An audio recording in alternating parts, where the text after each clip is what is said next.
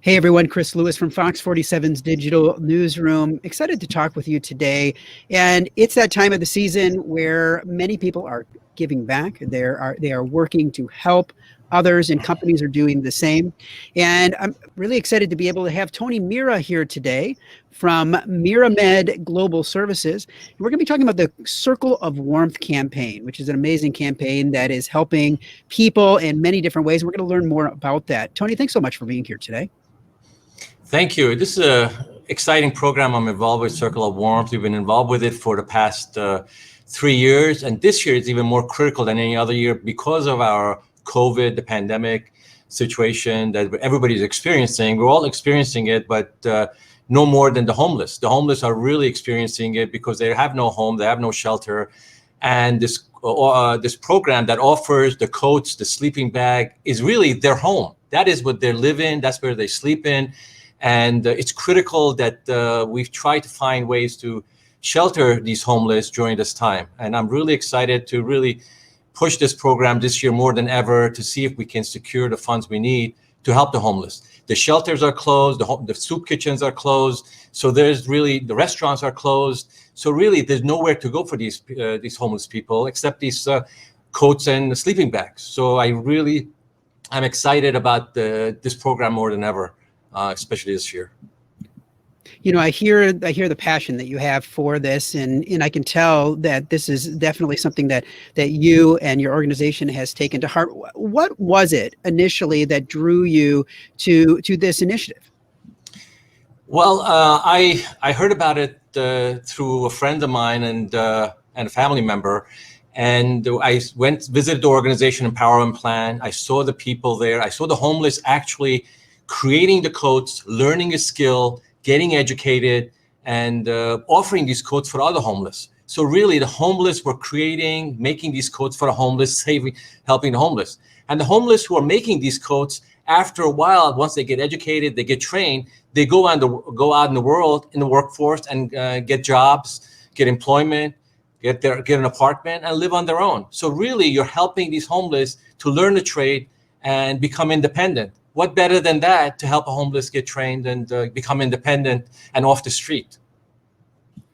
Now, I know you talked about the goal of raising money for this campaign. What are the fundraising goals for this year?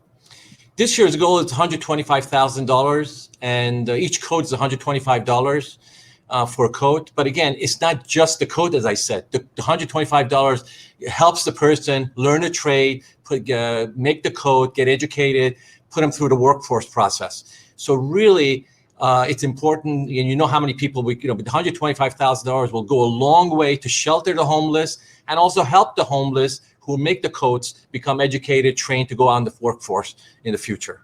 We're also joined today by Steve Castle, who is the CEO of the Jackson Interfaith Shelter. Steve, I know that like a lot of businesses, nonprofits, businesses have had to pivot in regards to what's happened with COVID-19. How has the pandemic affected your business, your nonprofit here in Jackson? Yeah, thank you. So it's definitely been a crazy year for us, along with so many others. The main key, our staff has been absolutely incredible. They've been frontline staff working 24/7 throughout the whole pandemic.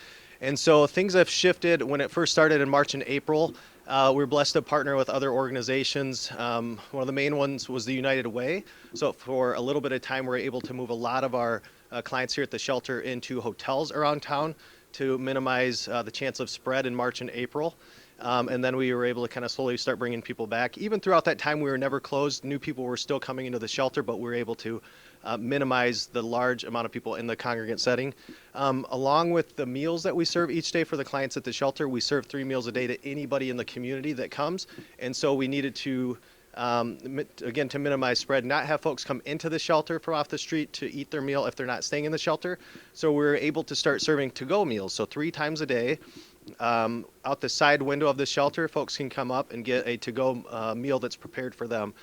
So those are some different ways that we've tried to pivot throughout this season and just continually be creative and figure out how to continue to support each other as a staff, how to pour into each other. And a lot of the folks that experience homelessness also have mental health diagnosis sometimes. And so you can imagine when going through a pandemic, living in a congregate setting, and the stress that goes along with that.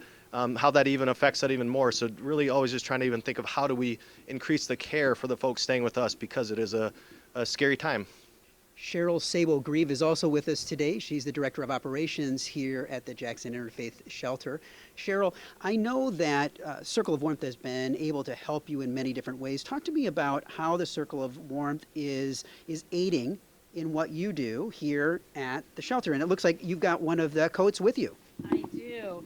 Ideally, we would like to be able to put a person in bed when they come to our window. We'd like to place them in here, but because of a myriad of reasons, pandemic being one of them, that's not always feasible. And with this cold weather, we want to make sure to keep people warm. So this is the Circle of Warmth coat. And I'm going to show you how it works.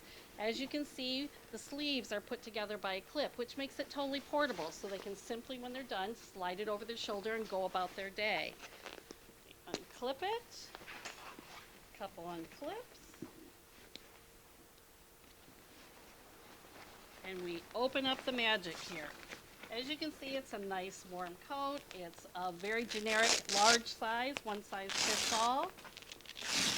So if they want to, they can just wear it as a coat. Put it on, wear it as a coat. But then at night, when they're ready to buckle down and hibernate for the night, they're able to pull this aside and climb right on in. It velcros right to the bottom of the jacket and velcro themselves right up, just like a really nice sleeping bag. Then when they're done, fold it on up, buckle it up, and they can go on with their day. This has been a godsend in our community for the last couple years. It has saved a lot of people's lives. We not only use it here, but we also are sharing it with the other community members that we have. TTI has actual street reach people that they go out, find the people that can't come here, and give this. The police have come by and picked up coats when they find people out there. So this is just, as I can say, it's been a godsend, and it saved a lot of people's life, and we're very grateful. So as you can see here at the Jackson Interfaith Shelter, there's a lot of great things that are happening with this Circle of Warmth campaign. That coat alone, $125, goes a long way. If you have the ability right now to donate, this is a great opportunity to be able to give back to people that really need it. And if you go to the link that is here on the video today, that link will bring you exactly right to where you need to go to be able to donate, to be able to provide warmth for those that need it today.